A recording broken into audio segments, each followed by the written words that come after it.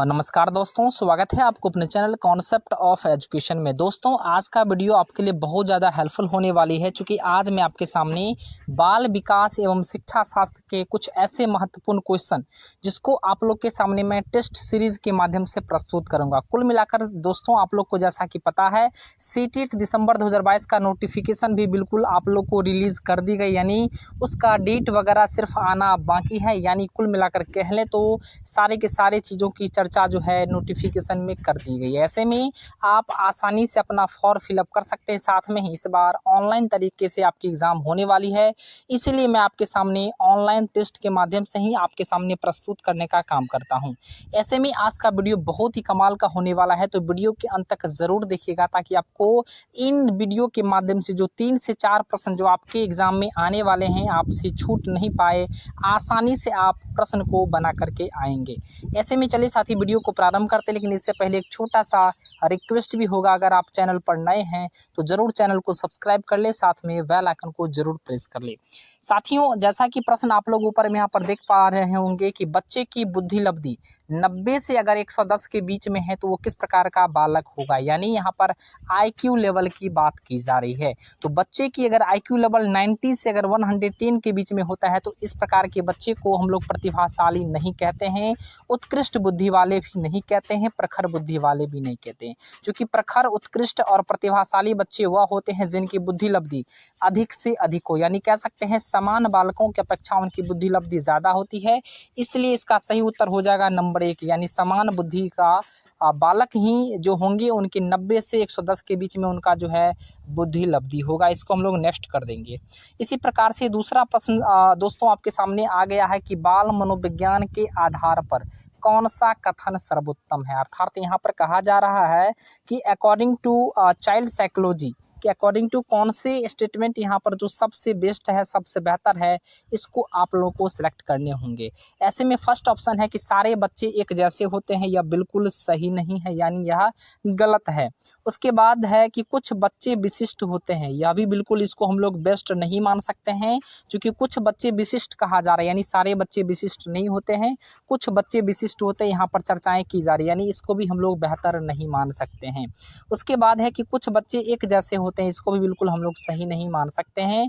और नंबर 2 में साथ ही आप लोग यहाँ पर देख पा रहे होंगे कि प्रत्येक बच्चा विशिष्ट होता है। This would be right answer, because आप यहाँ पर देख पा रहे होंगे यह जो प्रश्न का उत्तर जो होने वाला है, अर्थात यह जो ऑप्शन है बिल्कुल इसका सटीक उत्तर है, सबसे बेहतर उत्तर है। अर्थात यहाँ पे हम लोग 2 नंबर पे क्लिक करके इसे सबमिट कर देंगे। इसी प्रकार से तीसरा प्रश्न आप लोग के सामने आ गया है, शिक्षक को किस प्रकार का ज्ञान होना चाहिए।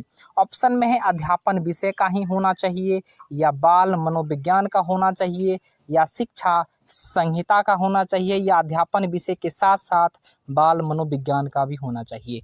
मुख्य रूप से साथ ही जब कभी भी CDP के अकॉर्डिंग टू अगर आप लोग पढ़ते हैं, उस समय शिक्षक को मुख्य रूप से अध्यापन विषय का तो ज्ञान होना ही चाहिए, साथ में ही बाल मनोविज्ञान का ज्ञान भी होना चाहिए। यानी इन दोनों ज्ञान अगर उनके पास है तो कहीं न कहीं वो बेहतर शिक्षक कहलाएंगे। ऐसे में इसका सबसे बेस्ट आंसर हो जाएगा नंबर 4 वाला, अध्यापन विषय के साथ साथ बाल मनोविज्ञान का भी ज्ञान शिक्षक के पास होना चाहिए। इसके अलावा हम लोग नंबर 4 पर साथी अगर बात कर लें तो एक बच्चे की बुद्धि और विकास के अध्ययन की सर्वाधिक अच्छी विधि कौन सी है। यानी प्रश्न कहा जा रहा है कि बच्चे की जो बुद्धि और विकास, यानी साथी जैसा कि आप लोग को पता है बुद्धि और विकास ये जीवन पर्यंत चलने वाली प्रक्रिया है। इसके तहत जो बच्चे की सर्वाधिक अच्छी विधि माना जा रहा है वह विकासीय विधि होता है। आप इसे सिलेक्ट कर लेंगे, सही उत्तर लगा करके इसे नेक्स्ट कर देंगे।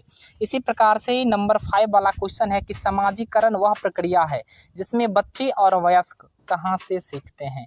यानी जहाँ पर सोशलिस्ट की अगर चर्चाएं होती है या समाजीकरण की चर्चाएं होती है तो बच्चे और वयस्क जो होते हैं वो कहाँ से सबसे ज़्यादा सीख पाते हैं। परिवार से भी सीखते हैं, ये बिल्कुल सही है।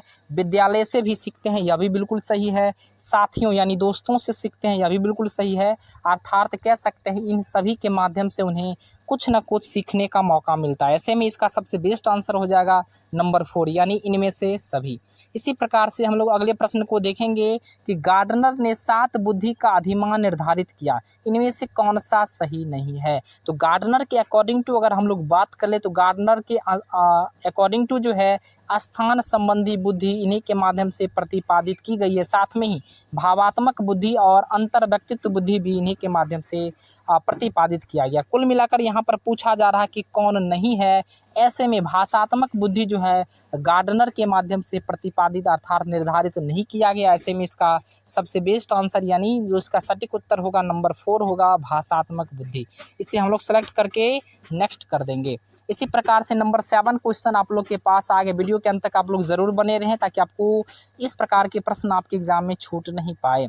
सहयोगात्मक राजनीति की किस श्रेणी में महिलाएं निम्न से संबंधित नहीं होती है। यहाँ पर पूछा जा रहा है जब सहयोग की भावना पॉलिटिक्स में होती है उस समय किस श्रेणी की महिलाओं के द्वारा जो है यह संबंधित नहीं होता। ऐसे में महिलाएं स्वकार्यता और मुख्य रूप से यह जो है सहयोगात्मक के अंतर्गत ही आता है। क्रांति भी यह सहयोगात्मक अर्थात के अंतर्गत ही आता है। अनुकूलन भी सहयोगात्मक राजनीति के अंतर्गत ही आता है। ऐसे में प्रतिरोध बिल्कुल नहीं आता है, क्योंकि जब जो है सहयोगात्मक राजनीति की चर्चाएं होती है तो महिलाओं में प्रतिरोध नहीं होना चाहिए। सबसे बेस्ट आंसर इसका यही होगा। इसे हम लोग सेलेक्ट करके सबमिट कर देंगे। इसी प्रकार से 8 नंबर क्वेश्चन आपके पास है कि यदि एक बच्चे की मानसिक आयु 5 वर्ष हो तथा वास्तविक आयु 4 वर्ष हो तो उस बच्चे की बुद्धि लब्धि क्या होगी। Very important questions.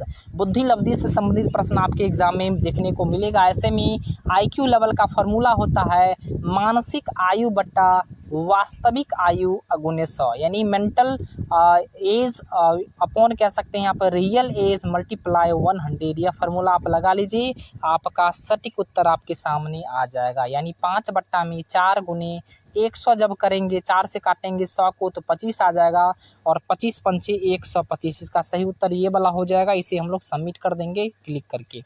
इसी प्रकार से 9 नंबर क्वेश्चन आपके सामने आ गया कि विद्यालयी क्षेत्र में रचनात्मक निर्धारकों को जानने के लिए इनमें से कौन सा उपागम नहीं है।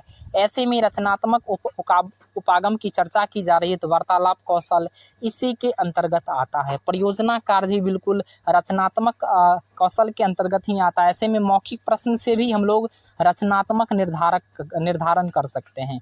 कुल मिलाकर कह ले तो रचनात्मक निर्धारण में बहुविकल्पीय प्रश्न की कोई आवश्यकता नहीं होती है। ऐसे में कौन नहीं है यह पूछा जा रहा है। इसका सही उत्तर यह वाला हो जाएगा बहुविकल्पीय प्रश्न। इसे हम लोग सबमिट कर देंगे।